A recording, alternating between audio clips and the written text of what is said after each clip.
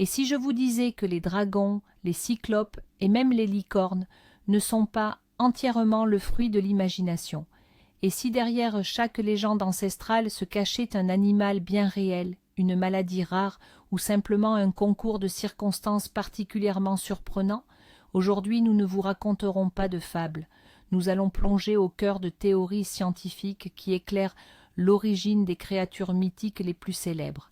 Préparez-vous, car certaines de ces explications vous surprendront bien plus que les légendes elles-mêmes. Nos ancêtres vivaient dans un monde empli de mystères.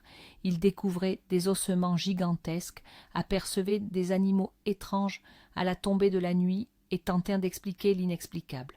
Leur imagination, mêlée à des observations bien réelles, a donné naissance à ces monstres que nous connaissons aujourd'hui.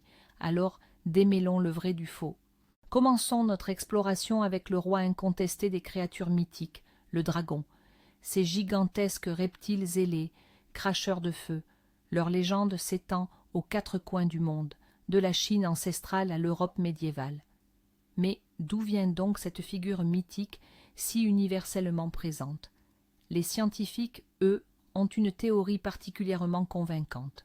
Imaginez un instant un agriculteur des temps anciens en train de labourer son champ. Soudain, sa charrue heurte quelque chose d'énorme et de résistant.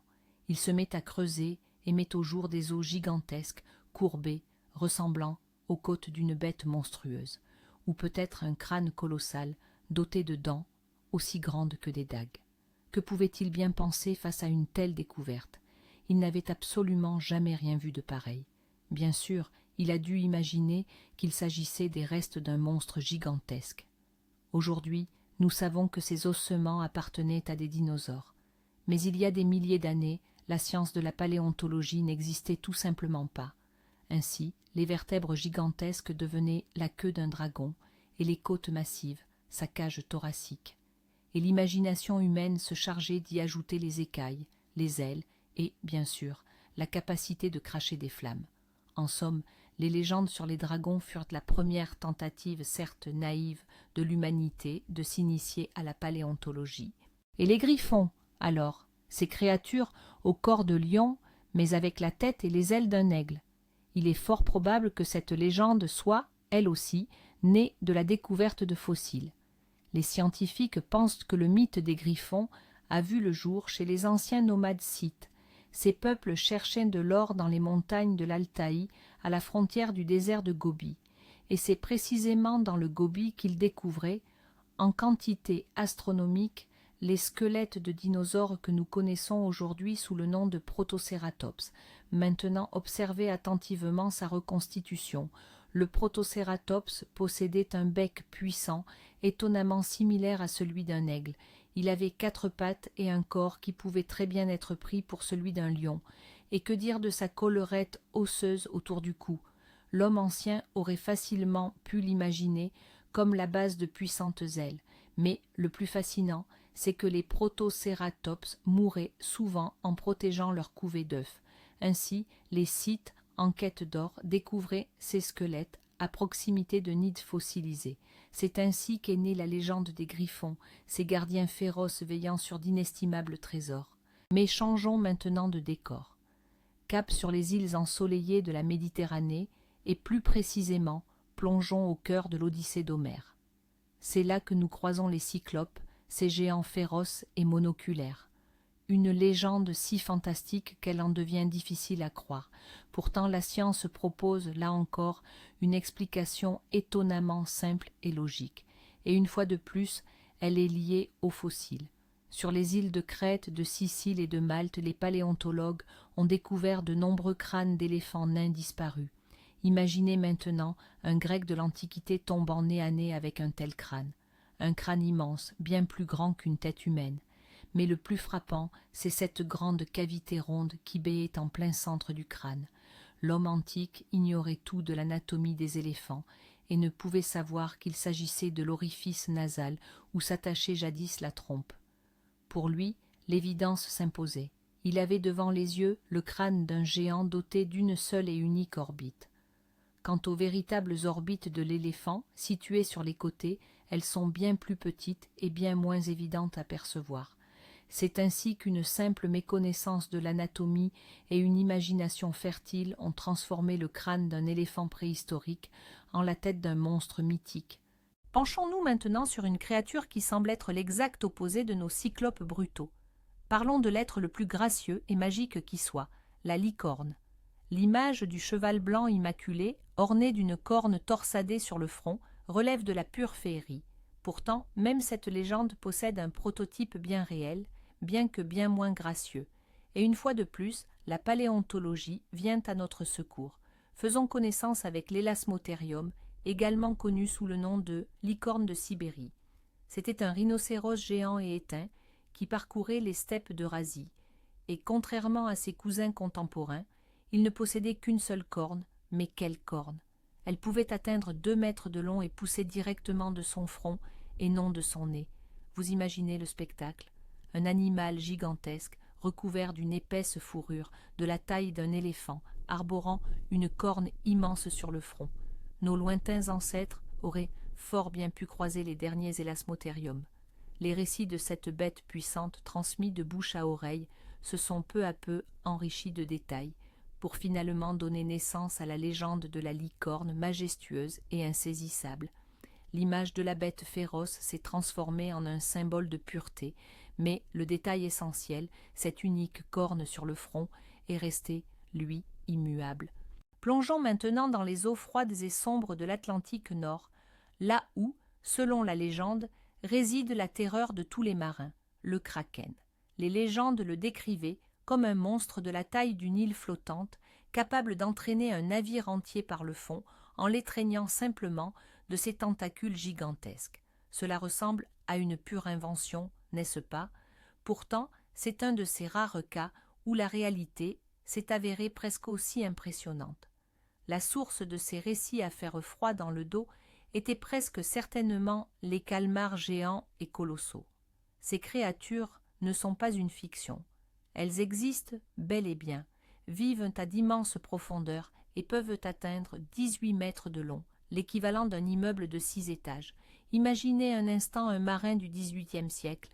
Il voit rarement ces créatures, mais un jour, après une tempête, la mer rejette sur le rivage une carcasse énorme et à demi décomposée, avec un œil de la taille d'une assiette.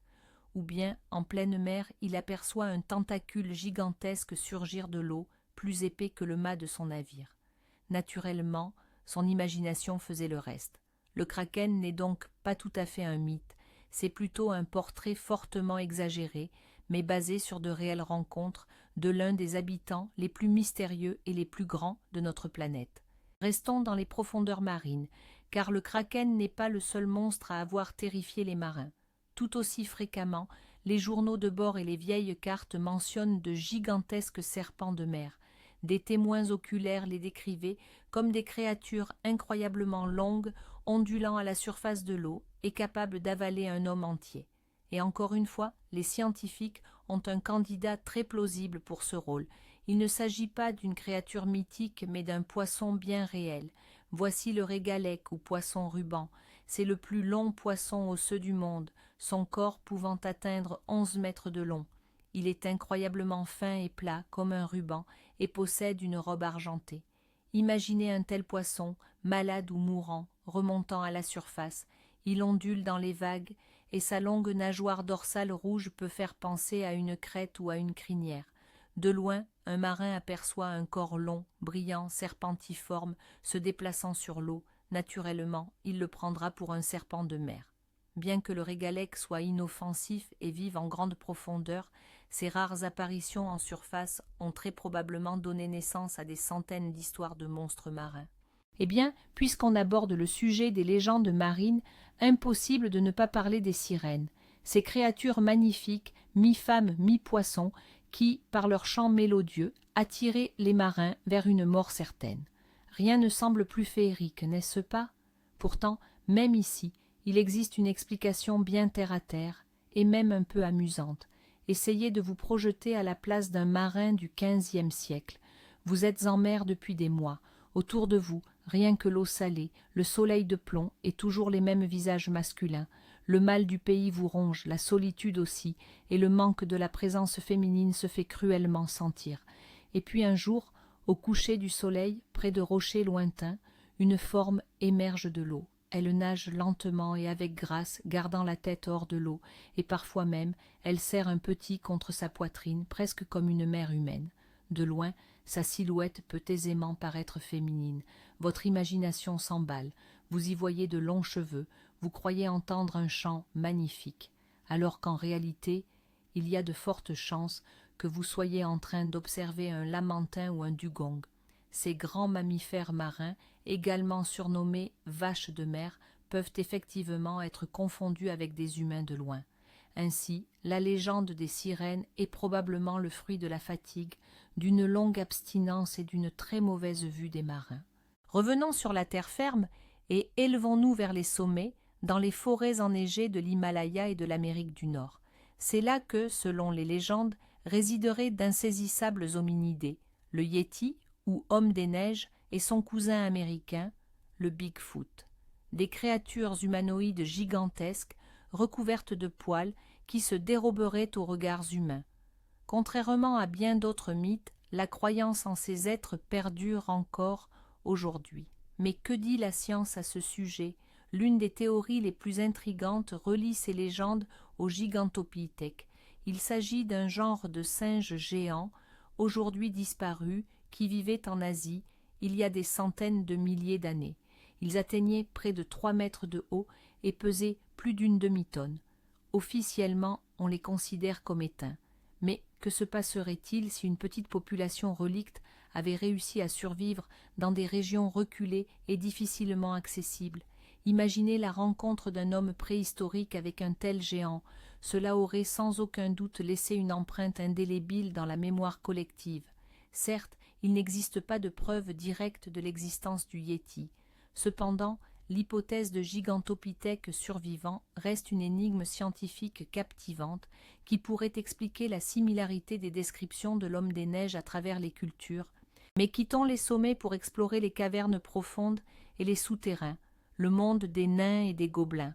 Dans le folklore de nombreuses cultures, ces créatures sont dépeintes comme petites, trapues, d'habiles mineurs et forgerons, vivant sous terre et n'appréciant guère les humains. On pourrait croire qu'il ne s'agit là que de pure fantaisie, une allégorie des forces de la nature. Pourtant, certains anthropologues proposent une théorie très audacieuse et fascinante. Et si ces mythes n'étaient que l'écho déformé de rencontres réelles, le souvenir d'un temps où nos ancêtres, Homo sapiens, n'étaient pas les seuls êtres intelligents sur la planète. Nous partagions le monde avec d'autres espèces humaines. On pense par exemple aux Néandertaliens, plus petits que nous, mais physiquement bien plus robustes, ou, ce qui est encore plus intrigant, avec les hobbits de l'île indonésienne de Flores. Il s'agissait d'une espèce humaine naine, l'Homo floresiensis, ne mesurant qu'environ 1 mètre de haut. Imaginez la rencontre de nos grands ancêtres avec ces êtres petits mais intelligents. Ils auraient pu leur sembler étranges, étrangers, vivant dans les cavernes. Avec le temps, une fois ces espèces éteintes, les souvenirs de ces rencontres auraient pu se transformer en légende sur un mystérieux petit peuple vivant sous terre. Poursuivons notre voyage dans le temps et déplaçons-nous vers une époque plus moderne et une autre région, l'Amérique latine. C'est là que, vers la fin du XXe siècle, est née la légende du Chupacabra. Littéralement, son nom signifie « suceur de chèvre ». On le décrivait comme une créature terrifiante, ressemblant tantôt à un reptile, tantôt à un extraterrestre, qui s'attaquait au bétail et lui siphonnait tout son sang. Cette histoire est rapidement devenue une sensation et a fait le tour du monde. Mais quand scientifiques et vétérinaires se sont penchés sur le cas, le mythe s'est rapidement dissipé. Dans la grande majorité des cas où un chupacabra était capturé ou photographié, il s'agissait en réalité d'un animal bien réel, le plus souvent un coyote, plus rarement un raton laveur ou même un chien errant. Mais alors, pourquoi avait-il cette apparence si étrange et terrifiante? La réponse est simple, la sarcoptose, ou plus simplement une forme sévère de gale causée par des acariens. Cette maladie provoque la perte totale des poils.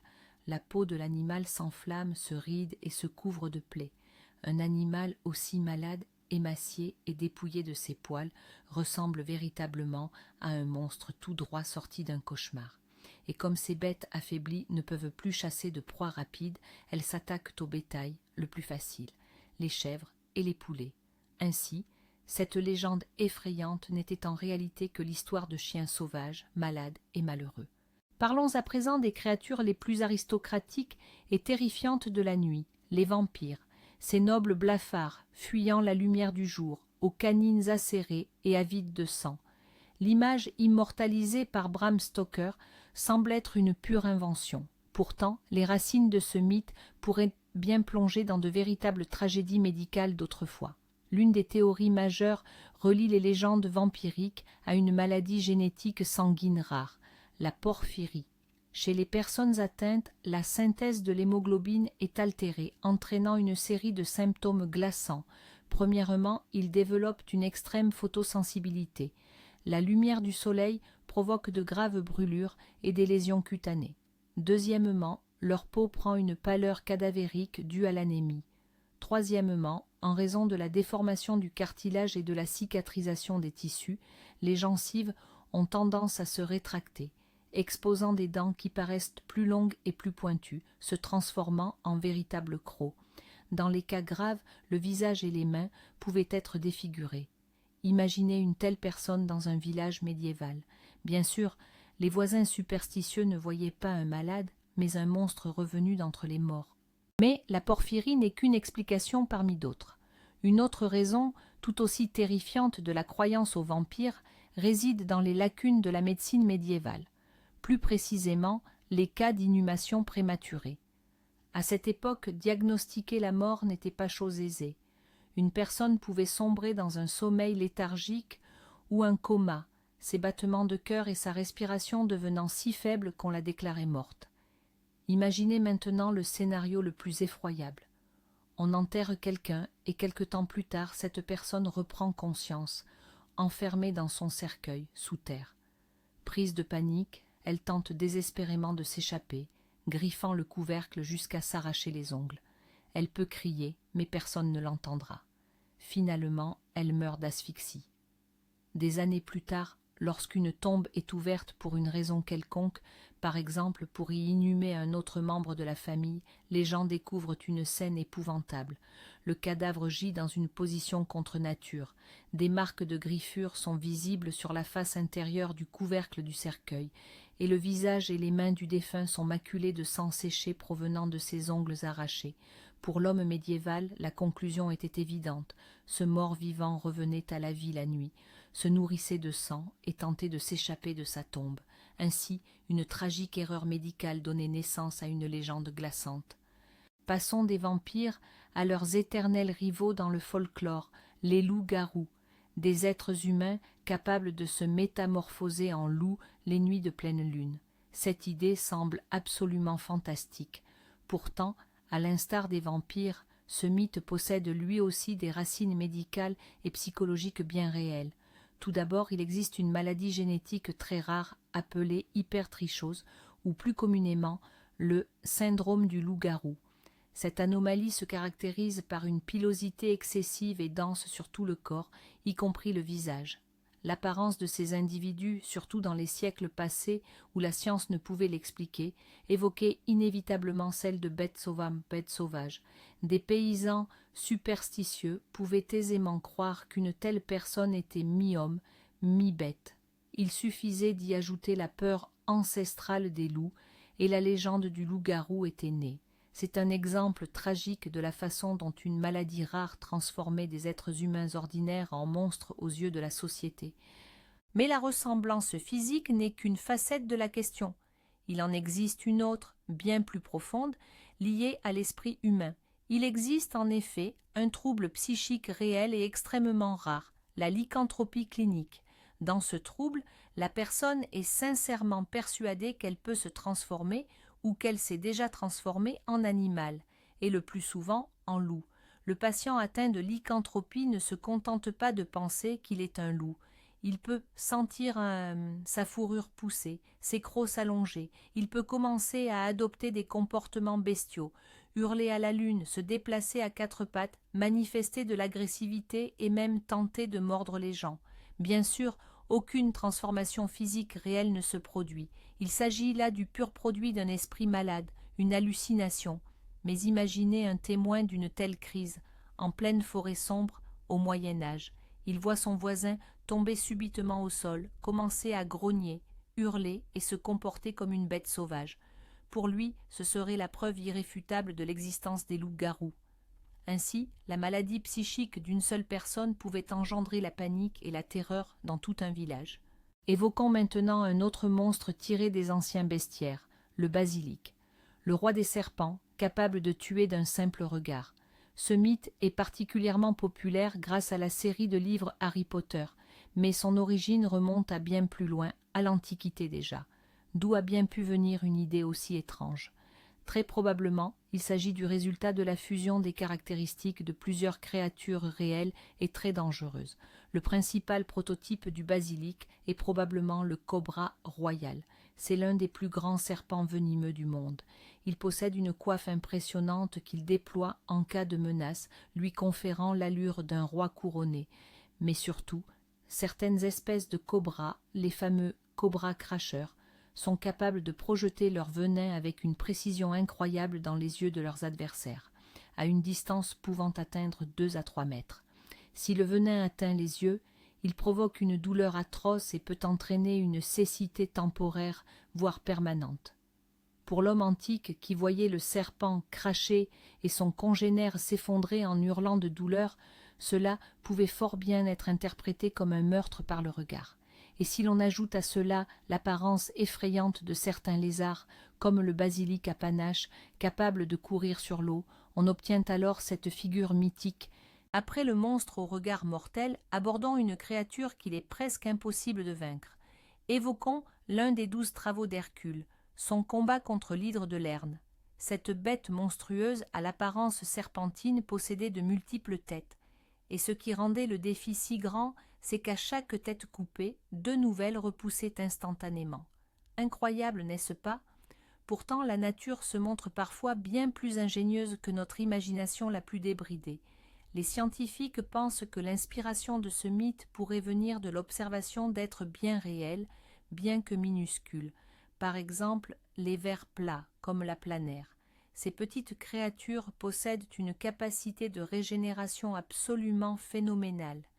Si vous coupez une planaire en plusieurs morceaux, chaque fragment peut donner naissance à un ver entièrement nouveau et fonctionnel. On peut même lui couper la tête, et peu de temps après, elle en développera une nouvelle, et ce, en conservant toutes ses mémoires. Les Grecs de l'Antiquité, en étroite connexion avec la nature, ont très bien pu observer ce phénomène chez des vers d'eau douce ou d'autres organismes similaires, comme les hydres. D'ailleurs, de véritables polypes d'eau douce portent également ce nom. Bien sûr, leur imagination a pu magnifier un minuscule ver pour en faire un monstre gigantesque, mais le principe même, vous coupez une tête, de nouvelles apparaissent, était tiré directement d'observations concrètes de la nature. Aujourd'hui, parlons un peu des géants. Des légendes à leur sujet, on en trouve dans pratiquement toutes les cultures du monde, des titans grecs aux jotun scandinaves, en passant par le Goliath biblique. Ces récits de personnages gigantesques, dotés d'une force surhumaine, ont toujours captivé l'imagination, et à cela il y a en fait plusieurs explications, toutes deux bien réelles. La première concerne encore une fois la découverte d'ossements, mais cette fois il ne s'agit pas de ceux de dinosaures, mais de ceux de nos propres ancêtres et de grands mammifères préhistoriques. Les hommes trouvaient d'énormes fémurs de mammouths ou de primates géants, aujourd'hui disparus, et, ignorant tout de l'anatomie, les prenaient pour des os de géants humains. La seconde explication est d'ordre médical. Il existe en effet une maladie bien réelle, provoquée par un dérèglement de l'hypophyse, et qui porte justement ce nom, le gigantisme. Les personnes atteintes de cette condition peuvent effectivement atteindre des tailles anormalement grandes. L'homme le plus grand de l'histoire, Robert Wadlow, mesurait 2,72 m. Dans l'Antiquité, voir une telle personne en chair et en os devait naturellement la faire passer pour une créature surnaturelle, donnant ainsi naissance à des mythes sur toute une race de géants. Ainsi, des géants ont bel et bien foulé notre terre, mais ils n'étaient pas une race mythique, simplement des êtres humains atteints d'une maladie rare. Plongeons à nouveau dans la Grèce antique, où, dans les montagnes de Thessalie, la légende raconte que vivaient les centaures. Ces créatures fascinantes, mi-hommes, mi-chevaux, étaient soit de sages instructeurs, comme le célèbre Chiron, soit des sauvages indomptables. Comment un tel hybride a-t-il pu naître? La théorie avancée par les historiens est particulièrement élégante et repose sur l'idée d'un choc culturel. Imaginez les Grecs anciens, habitants de leurs cités-États. Ils utilisaient principalement les chevaux pour leurs chars de guerre, l'équitation à proprement parler n'étant pas une pratique courante. Un jour, ils se retrouvent face à des peuples nomades venus des steppes, tels que les Scythes. Pour ces peuples, le cavalier et sa monture ne faisaient qu'un, ou presque, depuis leur plus tendre enfance. Ils passaient leur vie à cheval, mangeant, dormant et combattant en selle. Pour un Grec sédentaire, qui voyait pour la première fois un cavalier foncer sur lui, cette image pouvait aisément se fondre en une seule créature, à la fois incompréhensible et terrifiante. De loin, la silhouette d'un homme à cheval, surtout en mouvement, pouvait effectivement apparaître comme un organisme unique, doté d'un torse humain et d'un corps de cheval. Ainsi, cette première impression, si bouleversante face à cette culture équestre inconnue, aurait pu donner naissance à l'une des légendes les plus belles et les plus reconnaissables. Passons de l'Antiquité à l'Amérique du XXe siècle, pour nous pencher sur l'un des monstres les plus étranges et relativement modernes, l'homme phalène, plus connu sous le nom de Mothman. Sa légende a vu le jour en 1966 dans la petite ville de Point Pleasant, en Virginie occidentale. Les témoins le décrivaient comme une grande créature ailée, de la taille d'un homme, dotée d'énormes yeux rouges, lumineux et hypnotiques. Son apparition était censée annoncer des catastrophes. Cela sonne comme le synopsis d'un film d'horreur, n'est-ce pas? Pourtant, les ornithologues ont une explication bien plus simple. Selon eux, le mystérieux Mothman n'était probablement qu'un hibou ordinaire, mais pas n'importe lequel, un très grand spécimen. On pense notamment au grand-duc de Virginie ou à la chouette lapone. L'envergure des ailes de ces oiseaux peut atteindre 1,50 m à 2 mètres, ce qui est tout à fait comparable à la taille d'un être humain. Imaginez la scène.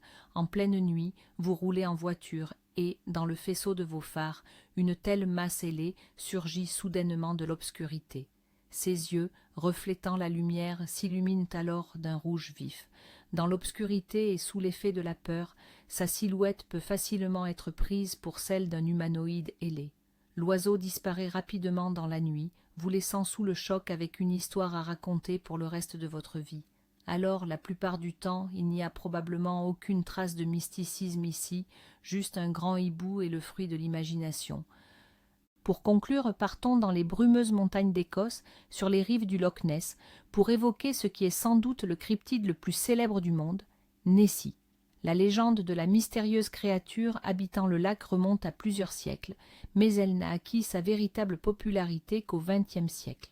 Chaque année, des milliers de touristes affluent dans l'espoir d'apercevoir un long cou et une tête émergeant des eaux sombres. Mais que se cache-t-il réellement sous ces eaux? Le monde scientifique, bien sûr, reste sceptique. La théorie la plus populaire et la plus ancienne avançait que Nessie était un plésiosaure survivant. C'est cependant hautement improbable.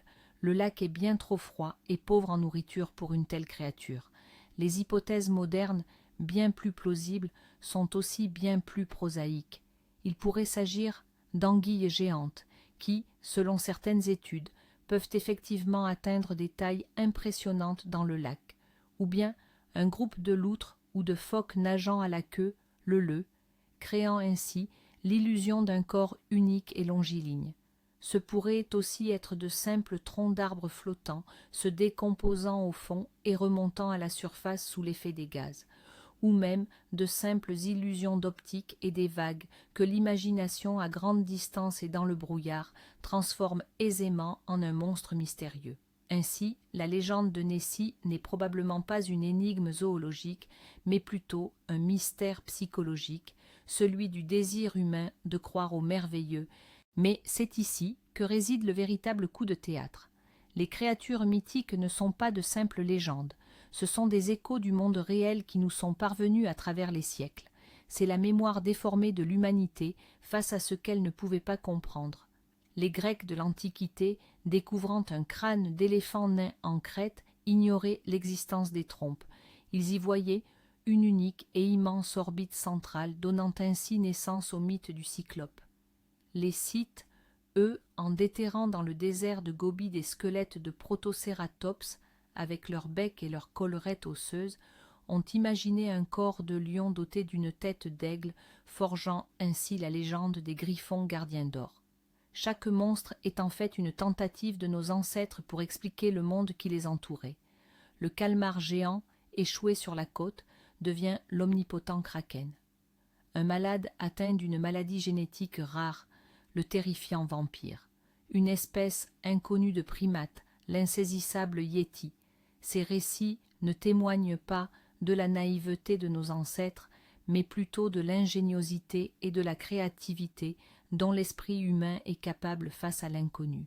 Ainsi, même si les dragons ne crachaient pas réellement de feu, leur gios était bien là, enfoui dans le sol. Les mythes se sont avérés un moyen étonnant de conserver et de transmettre des informations, même sous une forme déformée. Merci d'avoir regardé cette vidéo jusqu'à la fin. Si vous avez aimé explorer les coulisses des légendes ancestrales, n'oubliez pas de laisser un pouce bleu et de vous abonner à la chaîne pour ne rien manquer des futures énigmes de l'histoire et de la science. Et vous, à l'existence de quelle créature mythique aimeriez-vous croire le plus? Dites-le nous en commentaire, je serai ravie de vous lire.